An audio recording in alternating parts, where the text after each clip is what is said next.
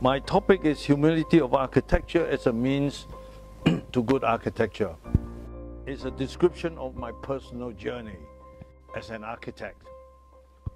I think having been in the practice now for so long, I don't have to aspire forward to what I want to achieve, but I can look back at what I've done and I can link up all the dots and make a picture. So, one thing is very important. Architecture, we have to be humble. In a state of humility, we get to see a lot of things. We get to learn a lot of things. In a state of humility, we speak softly and we listen. But when you're deaf like me now, you listen, you can't hear things, so it doesn't make any difference. Okay? So, I think that's what is life. So, my Malaysian Institute last month decided to award me the gold medal of the Institute for this year. They don't offer it every year, but every so often they do. In fact, I was quite reluctant to receive it because I told them, I said, if you wanted to give me my gold award, you have given to me 30 years ago, when it would have helped me get more jobs. I said, at this time, I don't need any more jobs. I'm already where I am, you know, and you will honor me. No, it's a bit silly, but never mind. I've never had good relationship with my institute because I always tell them where they are going wrong. See, people don't like you to tell them that they are wrong. So you must always say, yes, sir, you're right. Yes, very nice. Oh, so nice. Who farted? Right? Now, my whole life has been just about knowledge acquisition. I think knowledge acquisition is very important. A lot of us don't think about it. It's very important. All you young parents, start telling your children about knowledge acquisition. These are two words you've got to instill into them. I have an 11-year-old son, and I've instilled this concept of life into him ever since he was 7. Knowledge acquisition. You may not know it, but eventually it becomes useful. With knowledge acquisition, it means you just have to be inquisitive. You want to know why, where, how, what, all sorts of things. You become a pain in the ass. People don't like you because you're asking too many questions. And some of these questions get them upset because it's too close to the truth. And the truth hurts. And that's what life's about. So, as a good designer, you must always explore. Where can you learn? Who can you learn from? What can you learn from? Never assume, oh, I've been an architect 12 years, I graduated 12 years ago. I know everything. You don't know anything. So, my friend, start with knowledge acquisition and enter into a state of humility. Right? Now, my parents sent me off to Australia when I was 15. My mother took me from Penang down to Singapore, put me on a ship, and he said, go and study. And that was it. You know, in those days, we don't have handphones, no telephone. You know, from Malaysia, Singapore, we cannot make phone calls to Australia because the undersea cable, what's that cable called, underwater cable, had not yet been laid. So, you know, you're like going to the moon. That was what it was, but never mind. So I was there.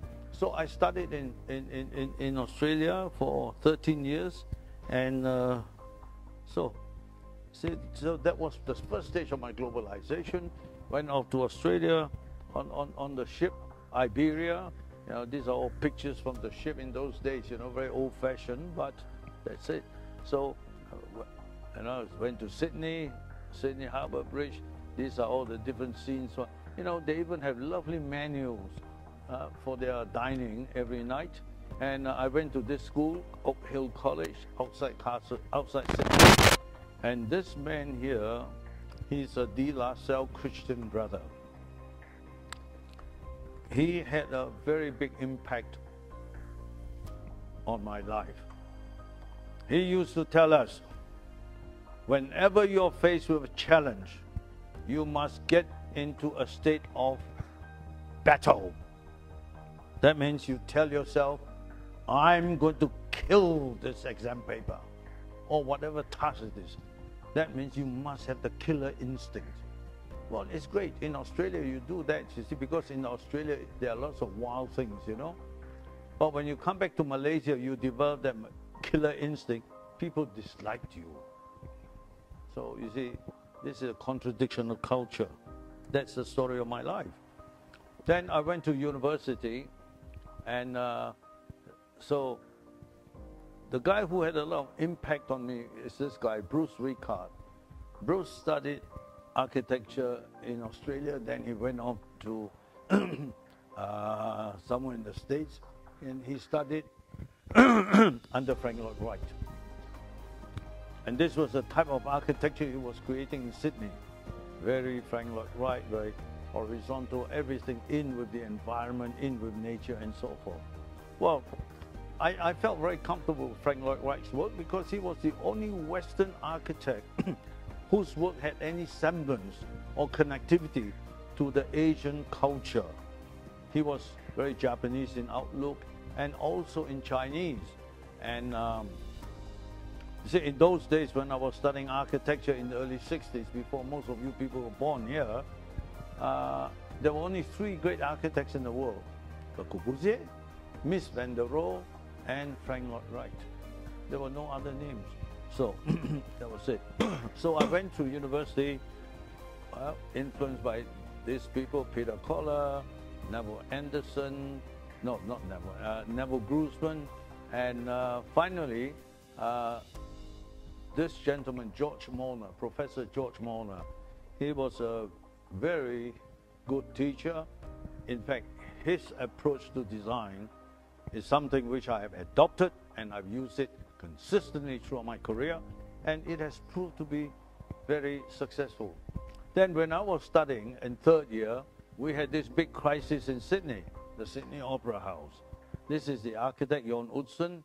He was going to resign because he had a big fight with the client, which all architects here know. You fight with your client, but then when you fight with your client, the client say, do this, and the architect, okay, I'll do that.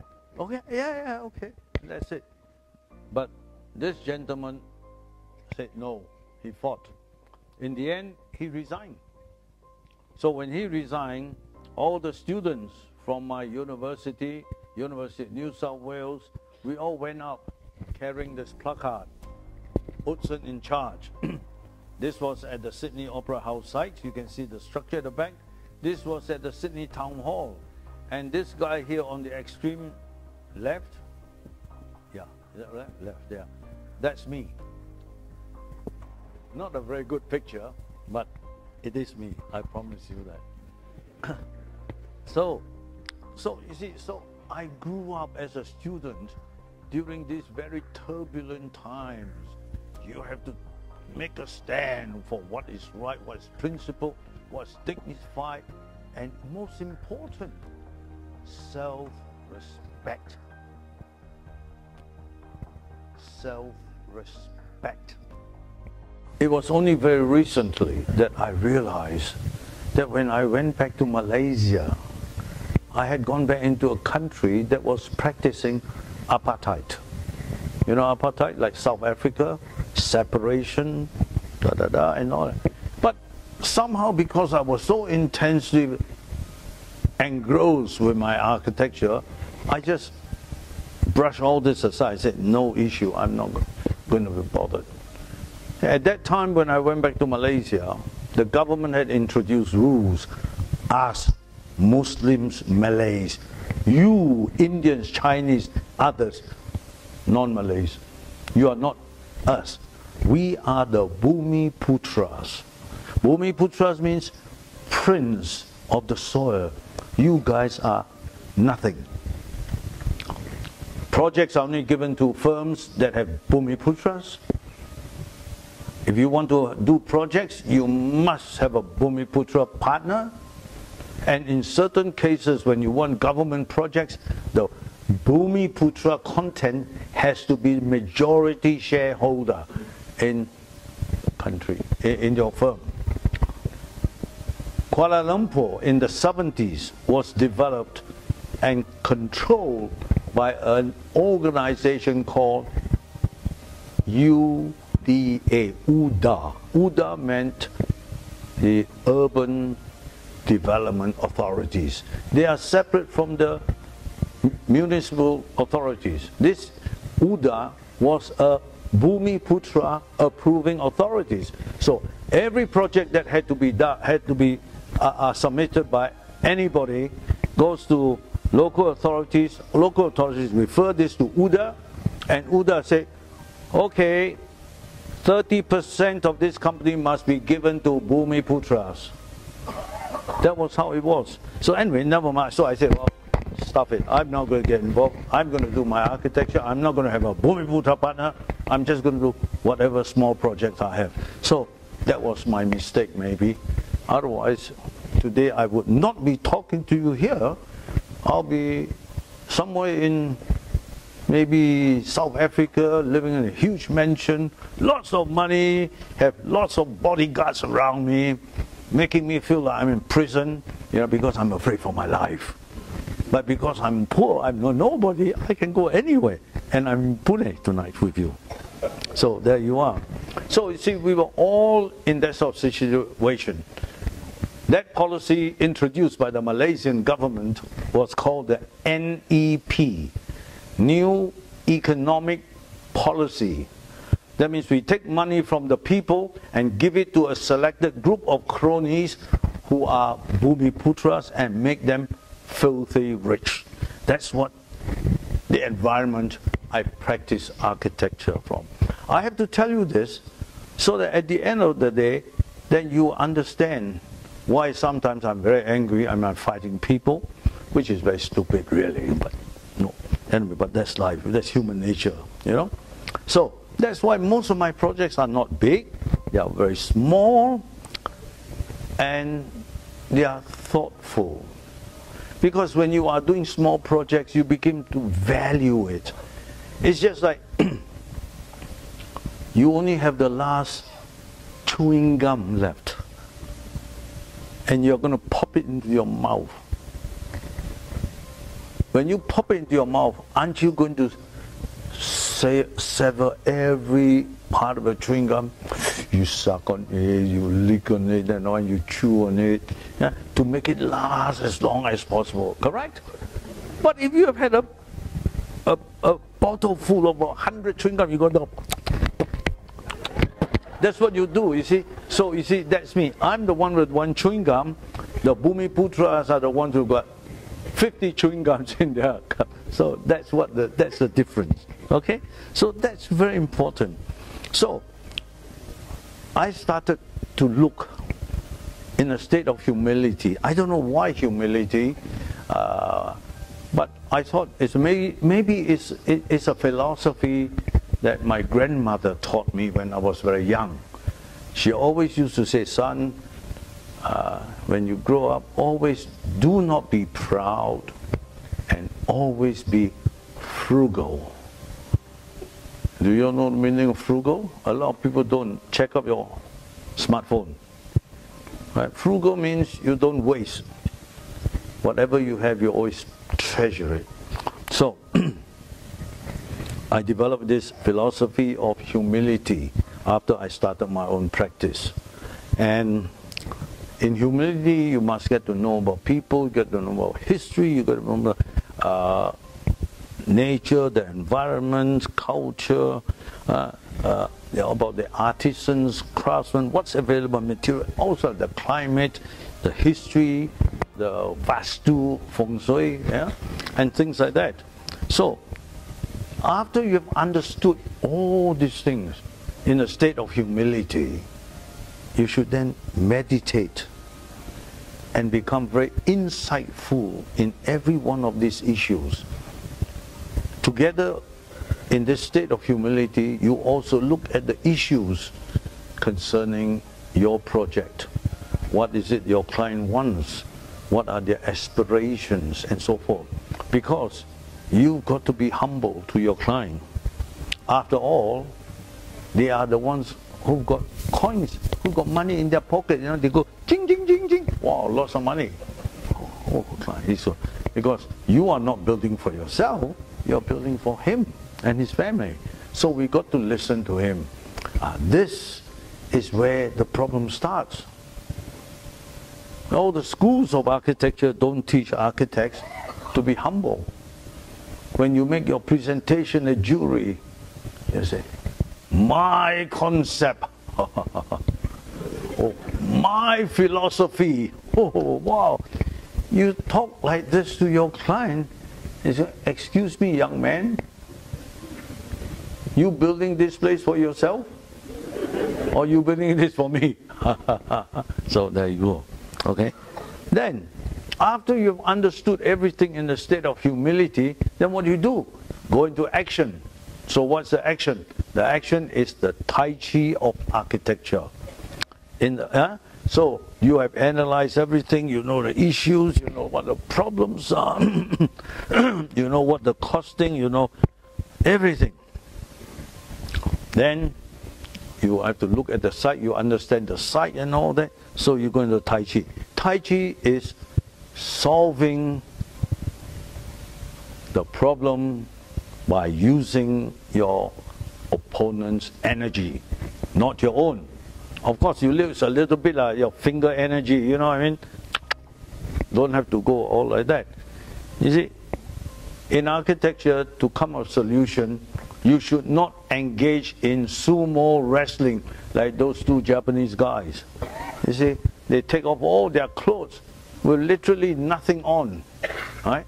And then what do? They crouch in front of each other, face to face, and you know, with real ugly expression, you know, and then the guy says, and they both come together, huge big bullfrogs, and they smash each other, you know, and they are gone case.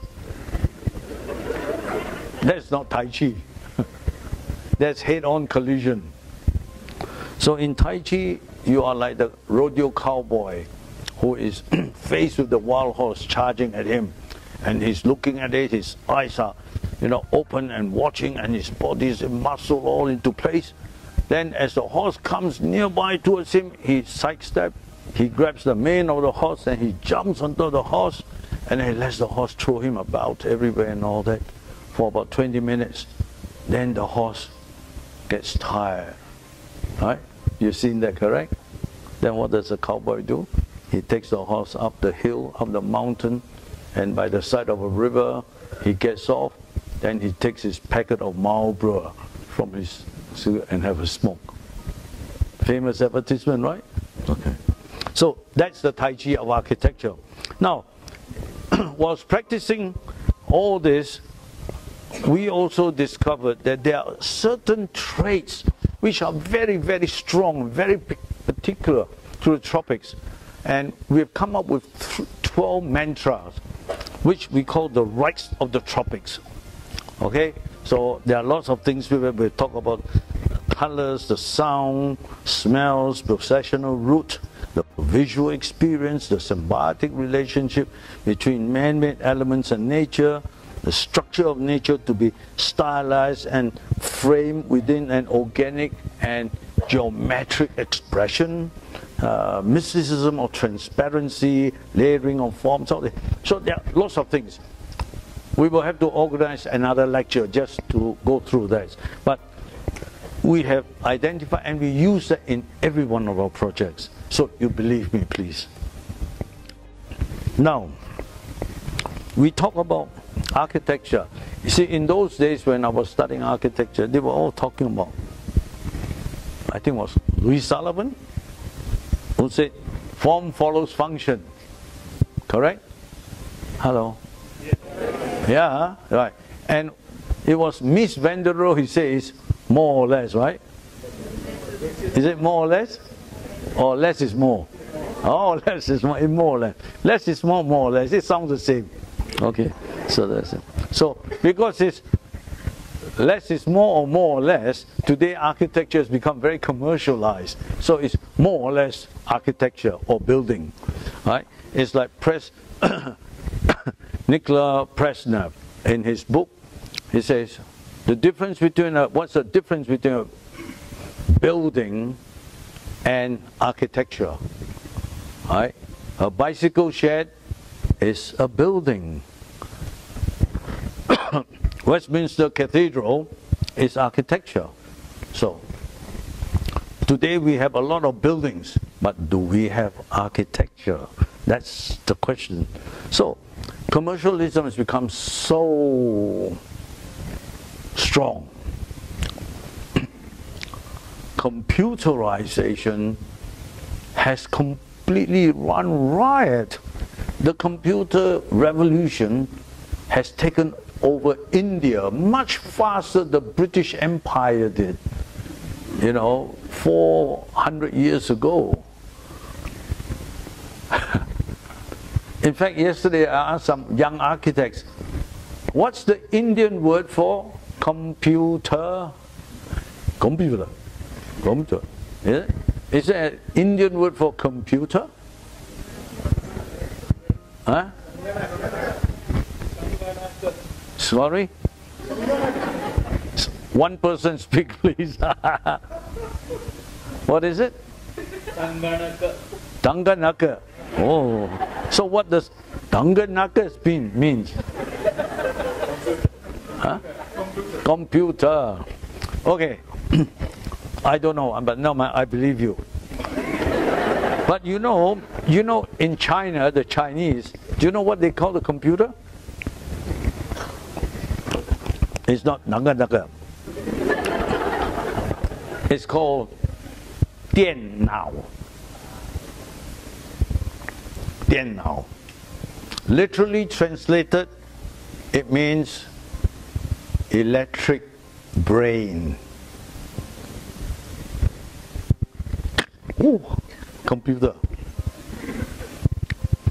Now, it makes sense, but it also challenges logic. So, when there's no electricity, do you still have a 电脑? Yes, you still have the hardware 电脑, but it's not functioning. This makes the Chinese think. Oh.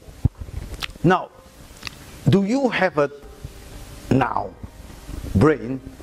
Yeah, I have a brain. Do we have the 电 into your? No. So when there's no 电, there's electricity, can your now still function? Oh yeah, it can. So, which do you think is a better product? The normal now or the 电脑? Okay? I don't want to hear your answer. You make that decision yourself. You're all grown-up people. You decide. Now, if you think that the 电脑 is the answer to your global solution, by all means.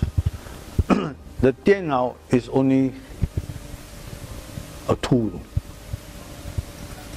Alright? Have you people ever heard of capping? C-A-P-P-I-N-G? Capping means put a top on, put a cap on this water so it won't spill up.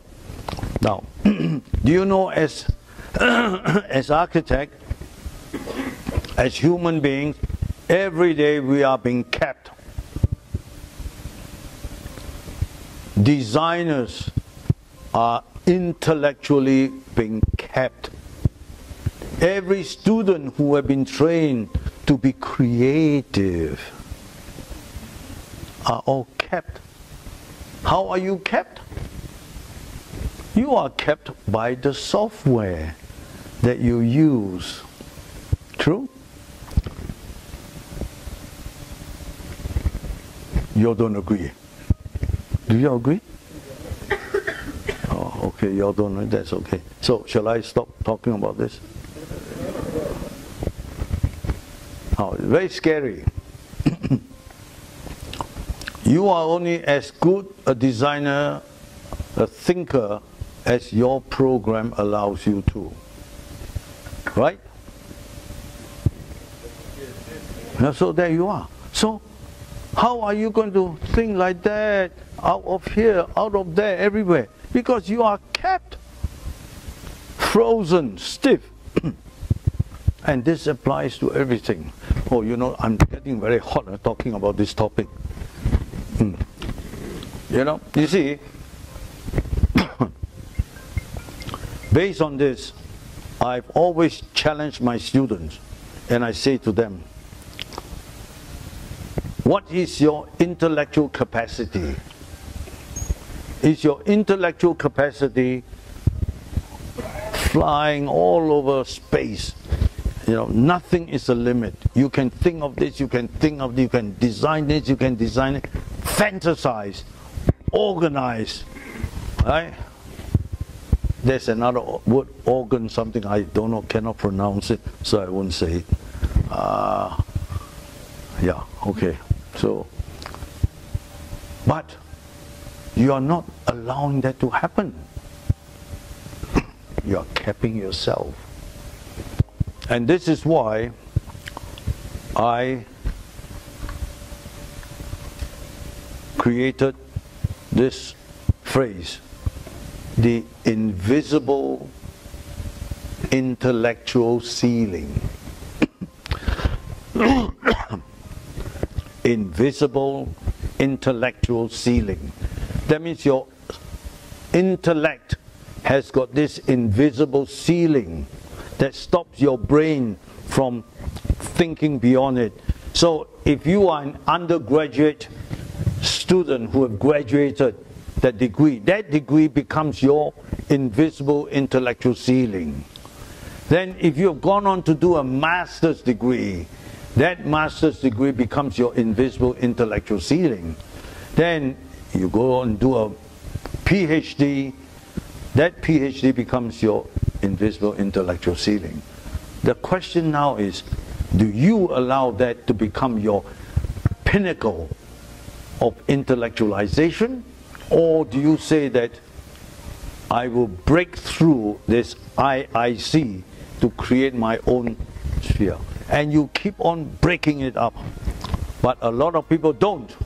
They stick within that IIC and they operate within that. So at the point when they first achieve their IIC, as the graph goes up, they are there for a while, they plateau off, and then from that level they start to slide into mediocrity, into the comfort zone of mediocrity. I think that's the big danger as designers. So we must not do that. So in my career, I make sure that every time I do a project, I try to break through this IIC. So what I'm going to show you some of the projects I've done, how and where I've challenged and broken through the IIC. And I'm only showing this because I've done this work, and I will share it with you. Right? Now, sharing is something which a lot of people don't really know about, and a lot of people also don't want to share. I know this because as I'm a Malaysian of Chinese descent, not Bumiputra, the Chinese culture is such, you know, like they have this Kung Fu master. He knows 239 steps. Then he would teach his pupils 237 steps. He'll keep 2 steps back for himself, his secret weapon. So if he fight with his pupil, he got this 2 extra steps, he goes, chuk chuk, boom, he kills the guy. Right? That's Chinese philosophy. So they always do it.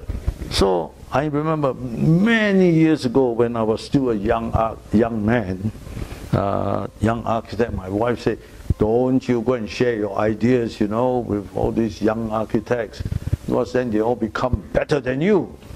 I say, you know, don't worry. As far as I'm concerned, if I can share my ideas with these guys, I'm already 25 steps ahead of them. So I have a lot of steps. So that's been my philosophy, and so you must always be moving and not worried, you know, let them come, just smell my fat, I don't care, you know, that sort of thing. Huh? Okay?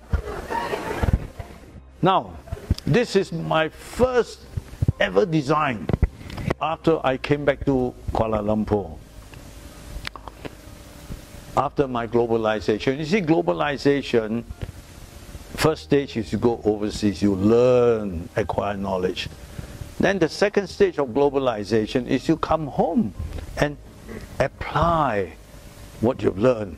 Hopefully, you apply the principle, but not bring everything back, you know what I mean? You want to go there, learn how they cook, the technique, what they put in, how they heat the oil up, what temperature and all that. You want to bring the cow, the beef, the chicken, all sorts of things, the vegetable from home.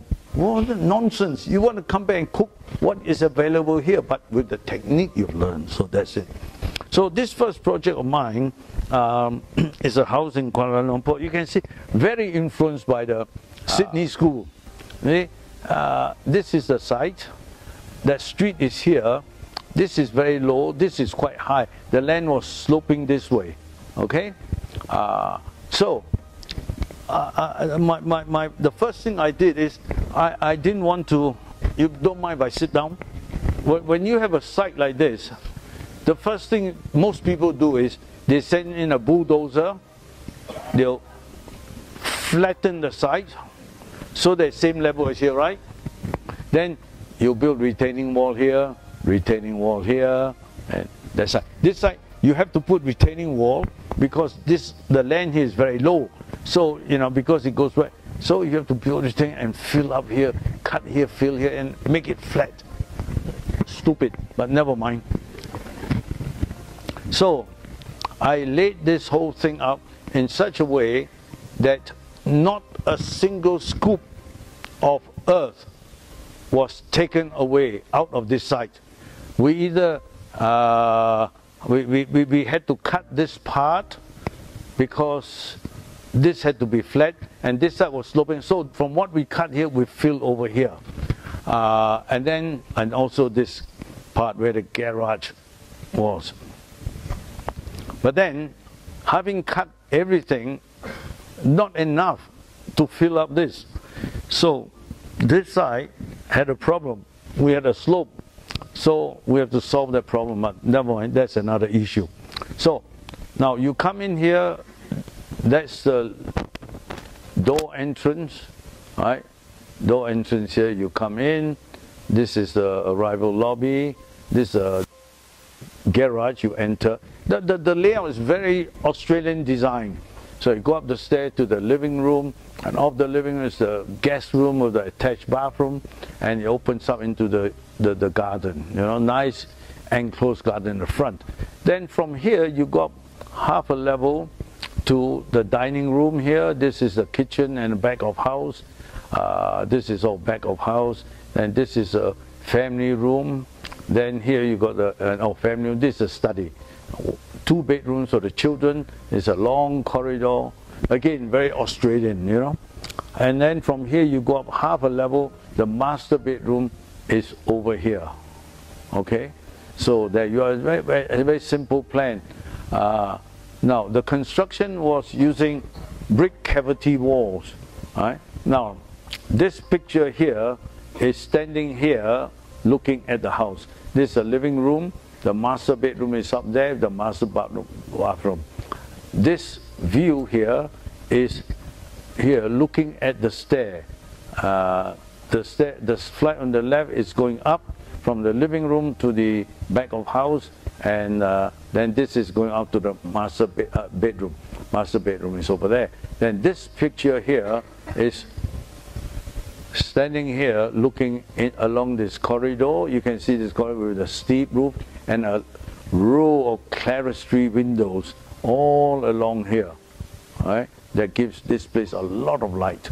And this picture here is looking here at this yard with this overhanging roof and so forth. Then this picture is standing up here looking back this way to this covered area, which is just outside the family room, and they use it for a lot of activities. So you can see all now. And now, standing outside here, the house is 3 stories high. But when you get over here, which is here, it's only single story with the top being the master bedroom. So that was how we create this balance of the site constraint. So you see, this is the first principle. You respect the site. You maximize whatever that is, and so you build it. Although the planning was very influenced by the Sydney School, but the thinking was already developing. You know, you develop your own thinking. Okay. Now, at that point in time, there were a lot of these terrace houses being built. Right? These terrace houses were always 2 stories, 2 levels. They'll just have this 2 level. You come in the driveway, go straight into the living room, kitchen, blah, blah, blah, and all that, and then you go upstairs, there'll be the 3 bedrooms, and that's it. So when I look at all these things, I said, you know, really it's very, very small. And I said, now what is wrong if I were to move the ground floor up onto the first floor and create this huge open space below, just like the traditional vernacular houses of house on stilt? I said, that would be fantastic, isn't it? Then you got this shaded area, so when it's hot, children can play there. When it's raining, children can play there. When it's raining, you can hang your clothes there to dry. You know, you do so many things. So, how much more would it cost? Hardly anything. Because all you're doing is, you're just paying for the cost of the brickwork, just up there, and you gain so much space. Then the entrance lobby is here. You enter the lobby, and then you go up a flight of stairs onto there. So, it was sort of like, you know, looking at what we have and taking advantage of this disadvantage. Right? And it's the curiosity, acquisition of knowledge. Right? Then there's another project we did. It was in a rubber estate. It was a hill that came up like that, right? And the wind sort of blows both sides. So the natural place I thought was to put it here, because this was the east and that was west, right? And I never liked cutting earth, because I believe that the hills, the valleys, and things that rocks on the ground, they've been there for a long, long time. So they have got more right to exist than us. The only reason why we think we can do what we want is because someone invented the bulldozer, earth-moving equipment. Earth-moving equipment, in my terminology, are termed and classified as lethal weapons. Think about it. All these earth-moving equipment, they are lethal weapons. Who are the people that operate them? The lowest paid laborers. Right? And they then decide what they do with your environment and my environment. Can you see how stupid our politicians are? In fact, really, politicians must have a degree. We must pass a law at certain universities, teach politicians to study and then give them a degree before they can enter politics. Most of these guys who enter politics are morons, right? And they're doing all sorts of nonsense. And then suddenly they become king. that's not what it is all about. So, there you are. I built this. It's all on stilts, all in timber frame and all that. And in, what, 1979, we won an award. Okay. Then in 1983, we did another house. This is, again, very timber. You see, in those days, I discovered that timber was easily available in Malaysia. We want any timber, you can get it next day. That was in the 70s. And they were very cheap. In those days, the timber, for a ton of timber, you may only pay about 180 ringgit. All right? And, but today, Chengal, which is one of Malaysian hardwood, is costing you about 8,000 to 9,000 ringgit a ton, compared to about 180 ringgit a ton in those days. So, now, having said that, whenever I propose timber, the first thing they'll say is, we cannot get insurance coverage, and all sorts of nonsense. But in the end, we found out that you could. And so that's how I was able to get a few of these things built. And this is in 1983. It's a very simple house, 2 bedrooms here with a bathroom. This is a library. This is a dining room. The kitchen's in the middle. And a living room here that opens up onto a deck. And then the other deck on that side. Very symmetrical. This is the main. And then this is the service yard back with a circular stair.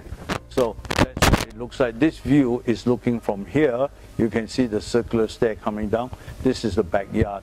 And this is a section cut across here. You can see how ventilation and all that.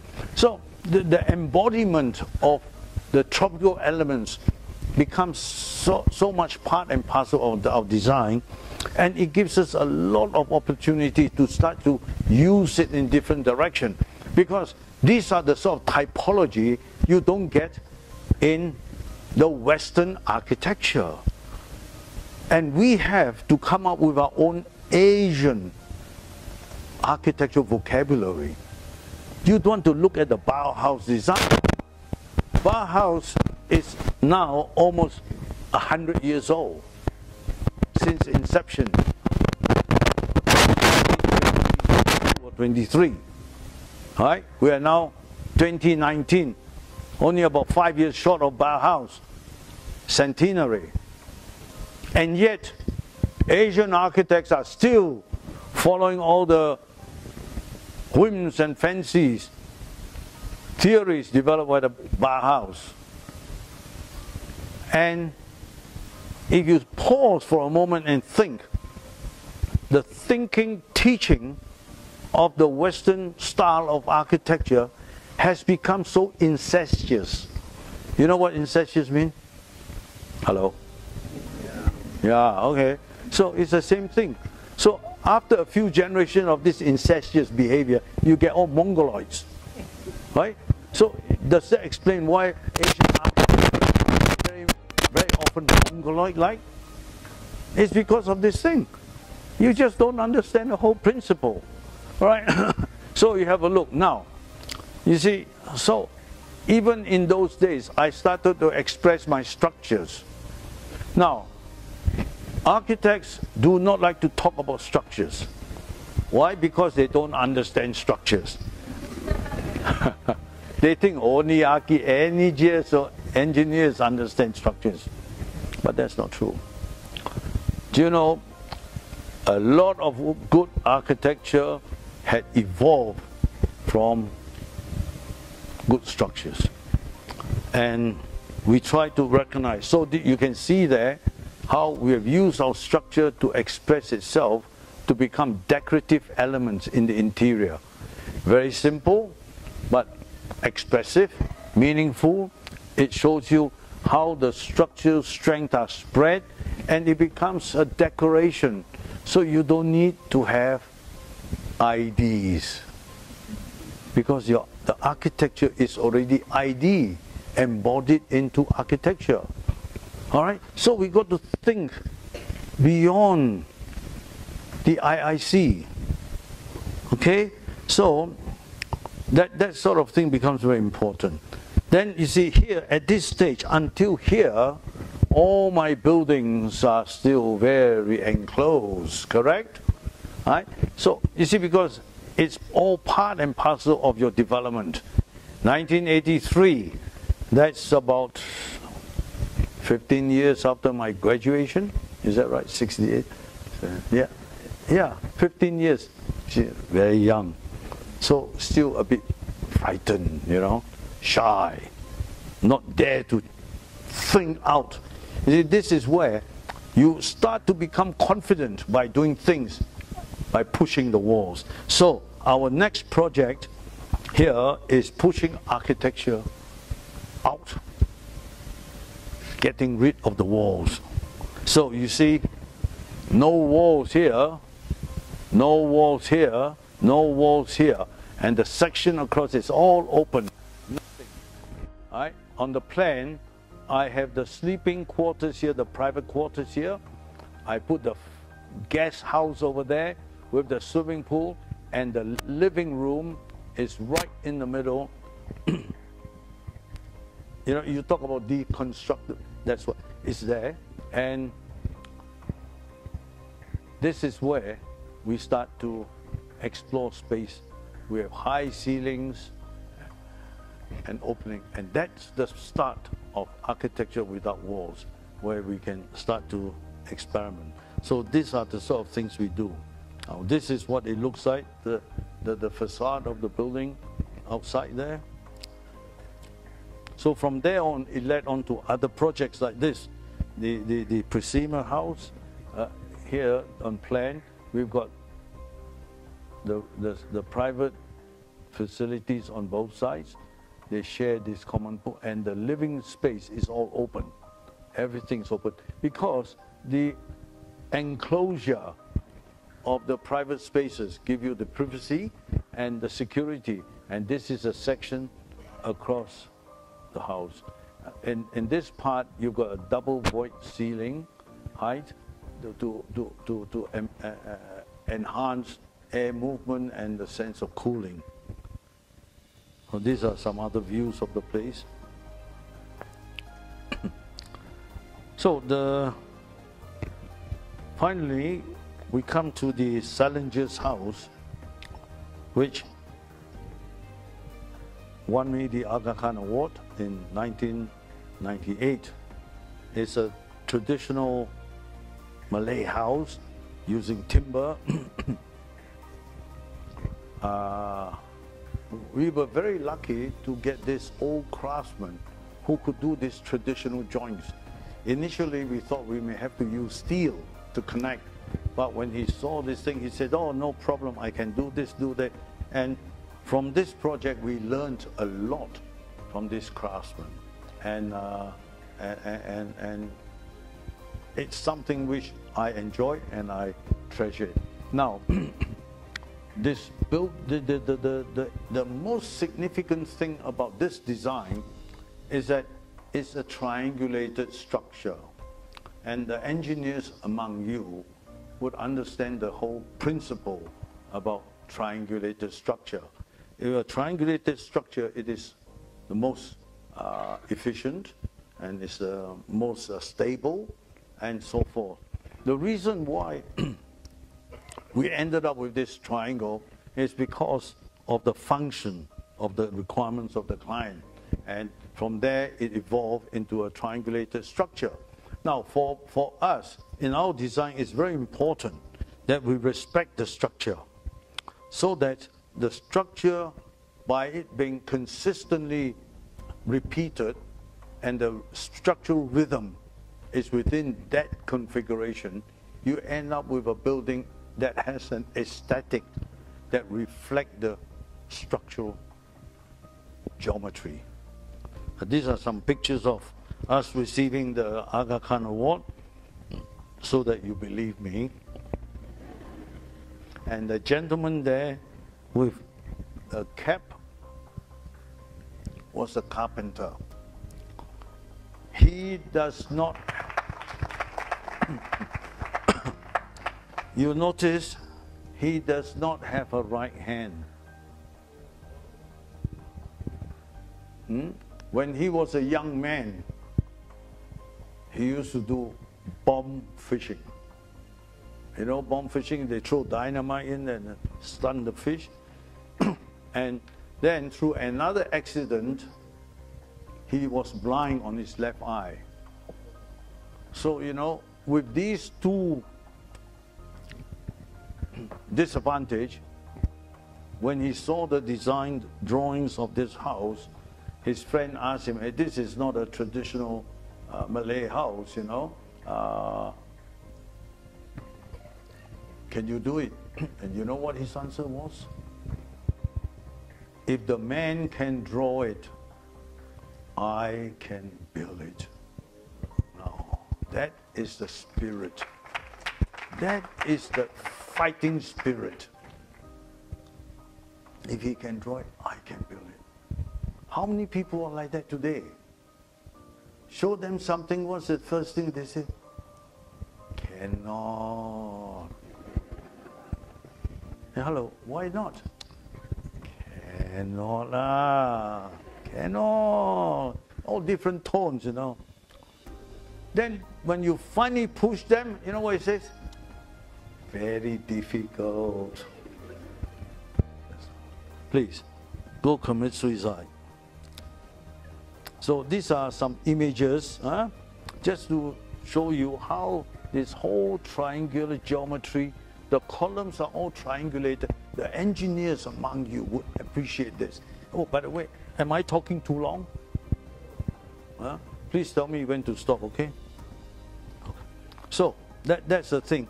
And then the next thing, you see here all the structures is triangulated. Everything is triangulated. There's not a single beam or column in the house is out of rhythm. And that's very important. Right? It's just that in a human body, all our joints are connected. You cannot have this arm sticking out from sticking out from a canyon. It has to be from there. So this is why whenever we design building, we must know how the structure works.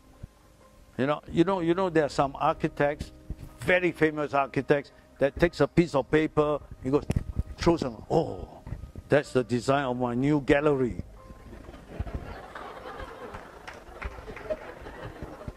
Whoever builds his gallery has to be, anyway. So you see, everywhere the triangulation is there. It's very obvious, you know, and this is what it is, and this is what I enjoy. Now, how and where did I get this influence? You may ask. The Sydney Opera House. When the Sydney Opera House was being built, I was absolutely fascinated by the way the shells were constructed. You see, this whole shell, as explained by this image, is meant to be the outer circumference, let's say, of an orange or whatever. So, because of that, every part of the roof has the same radius from the center of the ball, right? So, therefore, every one of these ribs that comes to this point, any point, as long as it's any point on the circumference surface, it is all related. Now, this is very clever structural geometry. And that was how the Sydney Opera House structure was conceived in the end by Don Utzon. And you can see here that, you see, every one of these pieces were all precast with the same radius, the same sections and what have you. Right? So from here it gets down, the ribs are the same, and you can see how it's all manipulated.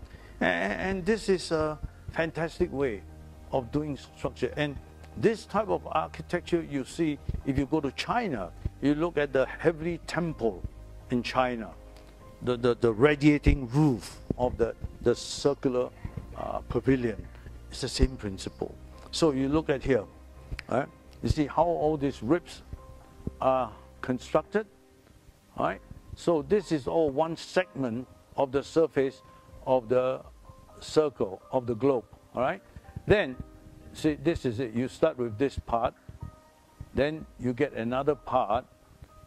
So, but then of course, they're all from the same area. So if you shift this center over here for this one, then it goes like that.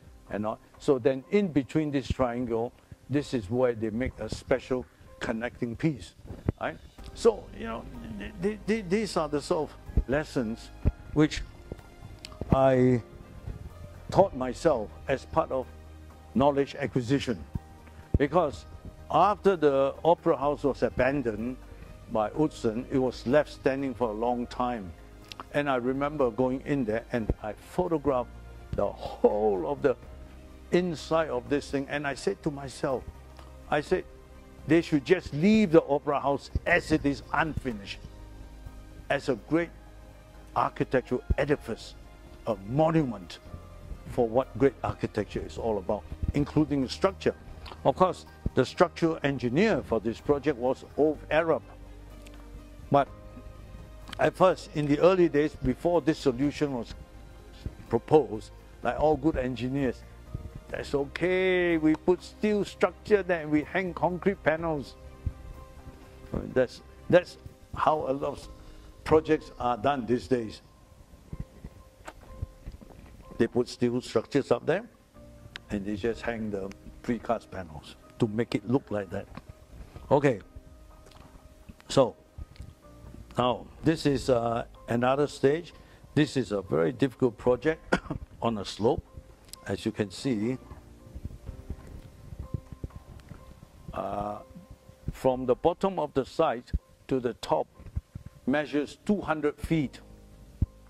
From the top down to the bottom is 100 feet. So you got 1 to 2, and a very steep site. And so nothing, hardly anything is cut. Everything is all above ground, and that's why you can see a lot of stilts here. And the rooms are all open up.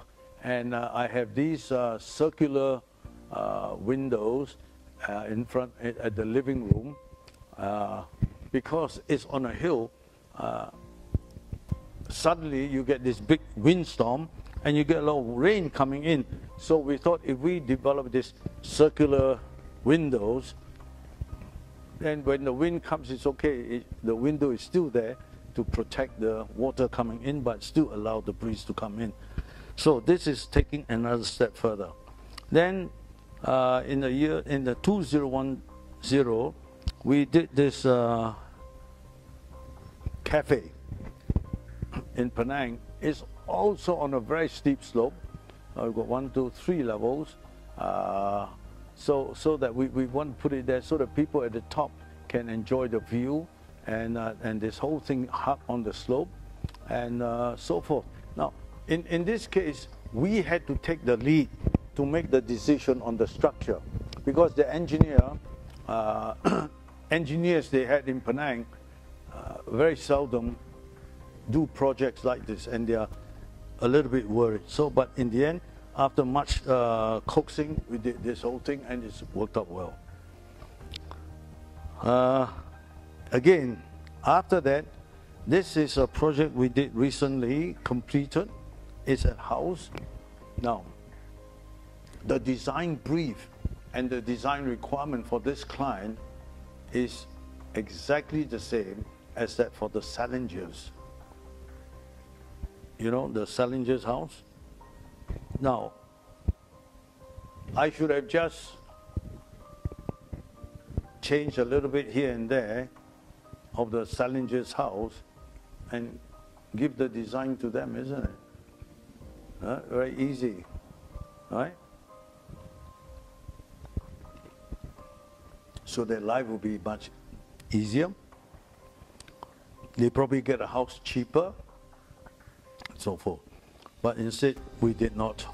So we ended up with a house in this manner. I will explain this to you because later on, after this, I will do a comparison between this and Salingers.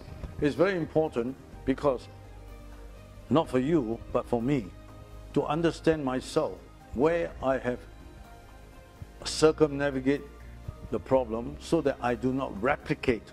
I think the worst thing, the worst insult you can do to yourself is to just copycat what you have done before and present it as something new. I think anyone who's self-respecting will not do that. Okay, so now this is just the interior, the center of the new house. It's a double high volume that goes up to the top, which has a study up there, and all these structures are in steel. Now this project, I did not use any timber structure except for the timber flooring. All the walls are solid concrete, and the structural roof and the 6 main columns are steel. The rest is just nothing, glass. Okay, so here we are, and this is one of the things that we try to do in this project is to create a room, and every room does not have a corner, which means we only have walls, but when you come to the end, it explodes up to the views. Okay, now this is a comparison between the Salingers and the Tan's house. I think there's a difference of 20 years. Now, you see, the Salinger's house is one triangle, another triangle here. So essentially it's a 3-pronged development. So the utilities are, this is the living room, this is a guest room, dining, kitchen, services, and this is a central circulation. And then from here, between the living and the dining, this is where you arrive when you come up the stairs. You come straight out onto the deck. Then from here, this level, you go up 1 floor to the master bedroom. Very simple. This is exactly what they wanted. But then, you know, you end up having to fight yourself. This is like fighting a nightmare. You keep thinking of this, but you must have that. Anyway, the final circulation is, we decide that we are not going to have this central circulation. So what we did is, this is the street you come in. You come into the house. This is a entrance hall.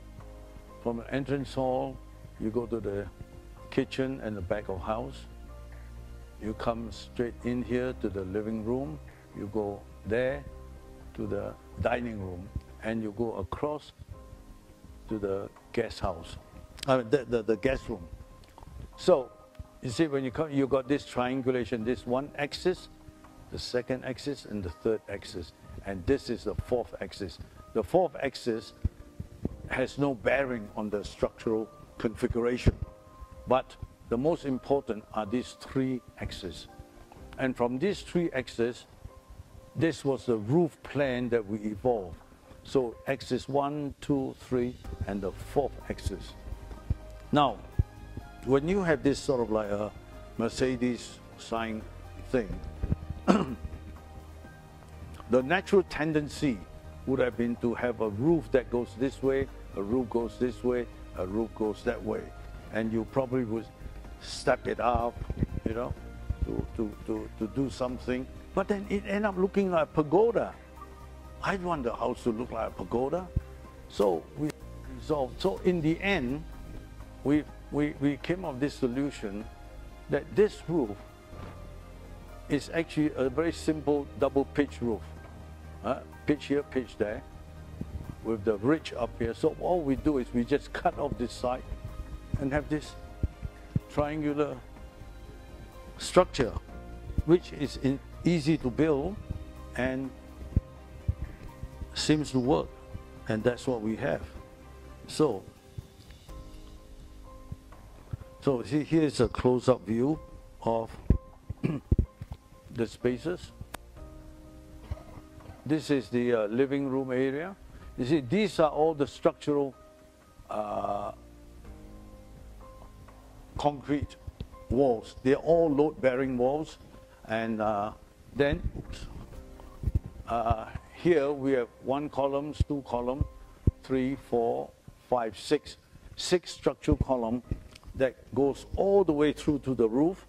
It picks up the loft studio floor, and it carries all the roof framing. Now, the roof framing, you see over here, the ridge of the roof is easy to be done. Now, then what happens then with the roof spanning here, going across there, we had to support this edge. All these edges are supported by these load-bearing structural walls. Now, what we did is when we transfer the load from the roof to these concrete walls, we use structural mullions, which frame part of our awning roof system to transfer the load.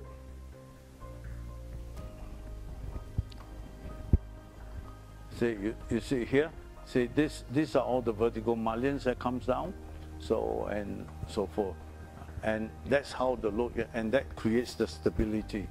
Whilst in the Salinger's house is straightforward traditional framing using timber and so forth. Now the relationship function-wise is quite similar. We got this, this is the upper level. You see where we have the dining here, in this house we have it over here. The guest room here, we have it over here. And the living room is over here. So the living room space is subtended by the dining and the living and the dining. So, sorry, so what am I? Sorry, this is the living. This is the patio. So the living is here, the dining and the guest and dining. So the relationship is kind of similar, but slightly altered in order to facilitate this. So this is also the plan. So there are certain elements between the two, you could almost say are similar. So the triangle, because this is also triangular based in some of its configuration, the structural system, and this was also the same thing, as you can see in the triangulation up there. And so it worked out quite well, and we are quite happy with the solution. So you compare the structural framing for the flooring of the loft above and the structural framing in wood for the Salinger's house. So there is similarity, but yet there is adequate variation.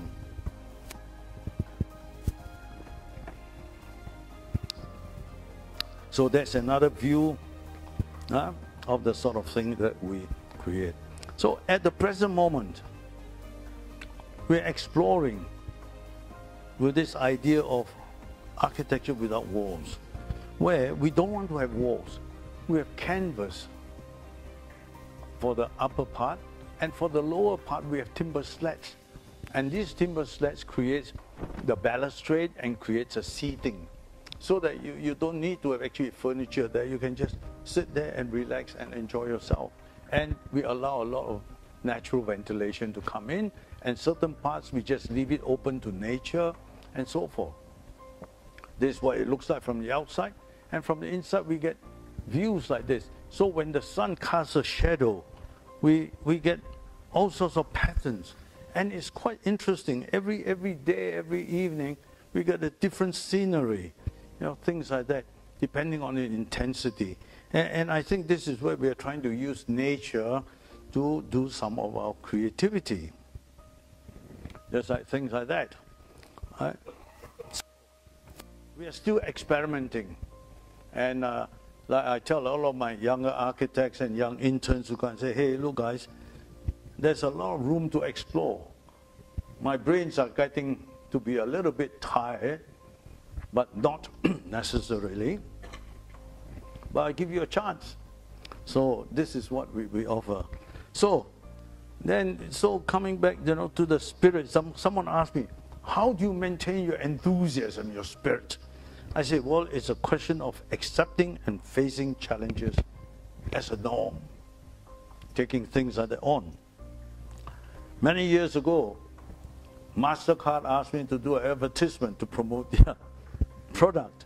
I think that was about 1889.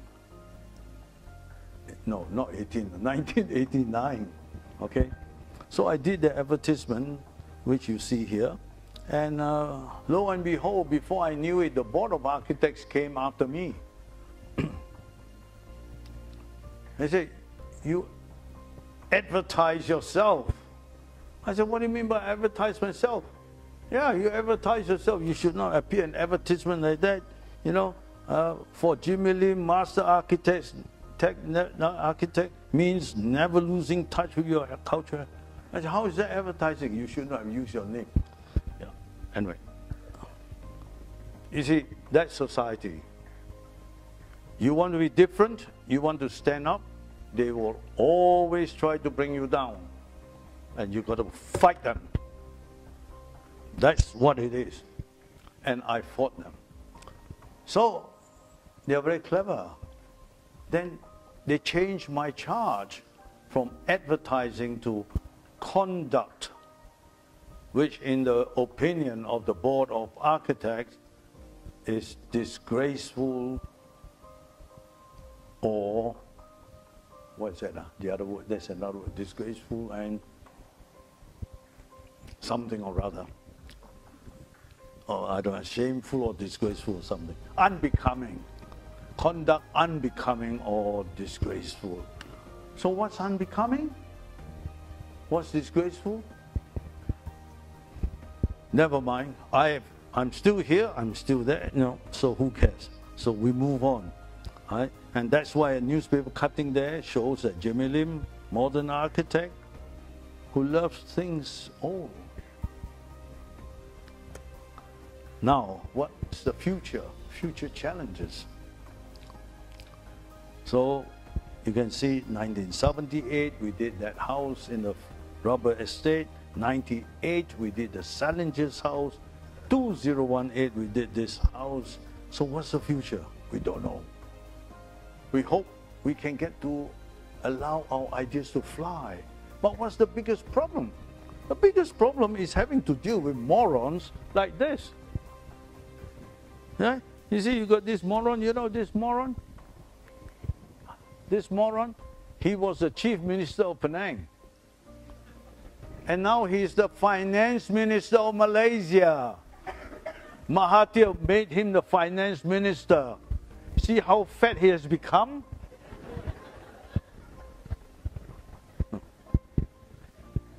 He was chopping the trees, he was chopping the hills, he was allowing developers to demolish heritage houses and what have you in a UNESCO World Heritage Site. So I form an NGO. We call ourselves Penang Citizens Chant Group, C-H-A-N-T, Chant Group. So a lot of people in Penang say, hey, wow, you people become very religious, huh? I said, why religious? You chant. I said, what, you want me to call ourselves action group? Huh? Protest group? Oh, come on,